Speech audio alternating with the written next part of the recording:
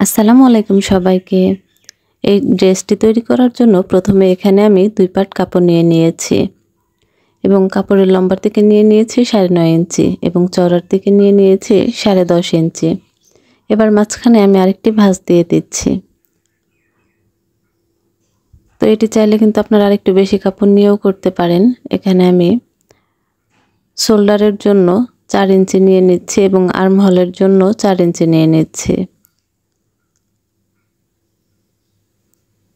তো 4 ইঞ্চিতে মার্ক করে আমি এখানে একটি রাউন্ড শেপ এঁকে দিচ্ছি হাতার জন্য। এবার গলার জন্য আমি এখানে 1.5 ইঞ্চি নিয়ে নিচ্ছি চওড়া এবং নিচের দিকে 2.5 ইঞ্চি। 2.5 ইঞ্চিতে মার্ক করে দিচ্ছি। মার্ক করে নেওয়ার পর গলার জন্য আমি রাউন্ড শেপ এঁকে নিচ্ছি।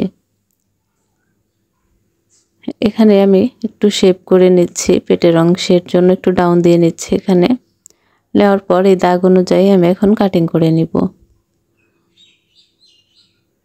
তো এটি কিন্তু একদমই ছোট বাচ্চাদের জামা, 0 থেকে 3 মাস বয়সী বাচ্চাদের জন্য। তবে বাচ্চার স্বাস্থ্য ভালো হলে কিন্তু আপনারা এখানে কাপড় আরেকটু বেশি নিয়ে নিতে পারেন, যেমন কাঁধের জন্য 4.5 এবং বডি পার্টটি পুরোটাই আপনারা আর 2-1 ইঞ্চি বেশি বাড়িয়ে নিতে পারেন। তো দেখুন এরকম হয়েছে। তো একটি পার্ট আমি সরিয়ে নিচ্ছি। পিছন পার্টের জন্য আমি একটি বোতাম বা টিপ বোতাম দিয়ে দিব। তার জন্য এখানে আমি মার্ক করে নিয়েছি, 2 ইঞ্চিতে মার্ক করে নিব এবং এখানে কাটিং করে নিচ্ছি।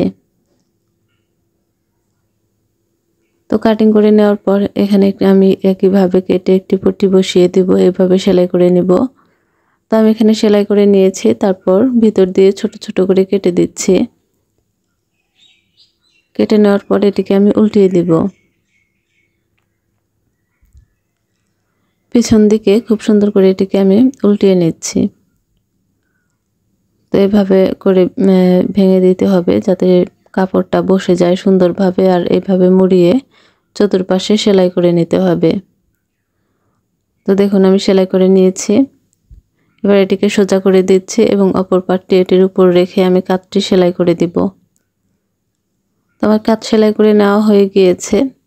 এবার গলার অংশ এবং হাতার অংশের জন্য আমি পাইপিং করে নেব। এই জন্য আমি আড়াআড়িভাবে কাপড় কেটে নিয়েছি। এবার এভাবে ভাঁজ দিয়ে আমি এভাবে ধরে ঘুরিয়ে ঘুরিয়ে সেলাই করে নেব এবং হাতার অংশেও আমি একইভাবে এভাবে বসিয়ে সেলাই করে নেব। তো আমার সেলাই করে নেওয়া হয়ে গিয়েছে। এবার সাইড দিয়ে আমি ছোট ছোট করে কেটে নেব, এতে করে উল্টিয়ে মুড়িয়ে নিতে সুবিধা হবে। এবং হাতার 2 পাশেও আমি একইভাবে ছোট ছোট করে কেটে নেব। এই পাশেও আমি কেটে নিচ্ছি। কেটে নেওয়ার পর সোজা দিকে আমি 2 ভাঁজ দিয়ে মুড়িয়ে এভাবে পাইপিং করে নেব। পাইপিং করার পরে এর উপর দিয়ে সেলাই করে নেব এবং হাতার অংশেও আমি একইভাবে এভাবে ধরে সেলাই করে নেব। তো দেখুন আমার সেলাই করে নেওয়া হয়ে গিয়েছে, কত সুন্দর হয়েছে। এবার নিচের পাটের কাপড়টি আমি নিয়ে নিব। এখানে 2 পাট কাপড় নিয়ে নিয়েছি। কাপড়ের লম্বাটি নিয়ে নিয়েছি 6.5 ইঞ্চি এবং চওড়ার দিকে নিয়ে নিয়েছি 27 ইঞ্চি। তো একটি পাট আমি সরিয়ে নিচ্ছি। নিচের অংশের দিকে আমি 2 ভাঁজ দিয়ে মুড়িয়ে সেলাই করে নিব এবং উপরের অংশে আমি কুচি দিয়ে দিব। কুচিটি যেন বডি পার্টের সাথে মিলে যায়।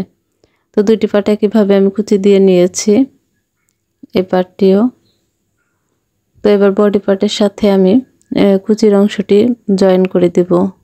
তো বডি পার্টটি এভাবে রেখে কুচির অংশটি উল্টো দিকে এভাবে বসিয়ে সেলাই করে নেব। দেখুন কুচির অংশটি কিন্তু বডি পার্টের সাথে একদম মিলে গিয়েছে। তো আমি সেলাই করে নিয়েছি। সেলাই করে নেওয়ার পর এটিকে এবার উল্টিয়ে হাতার অংশ থেকে ধরে 1/2 ইঞ্চি কাপড় রেখে এভাবে সেলাই করে দেব। তো দেখুন কত সুন্দর একটি ড্রেস তৈরি হয়ে গিয়েছে। সবাই ভালো থাকবেন, সুস্থ থাকবেন। আল্লাহ হাফেজ সবাইকে।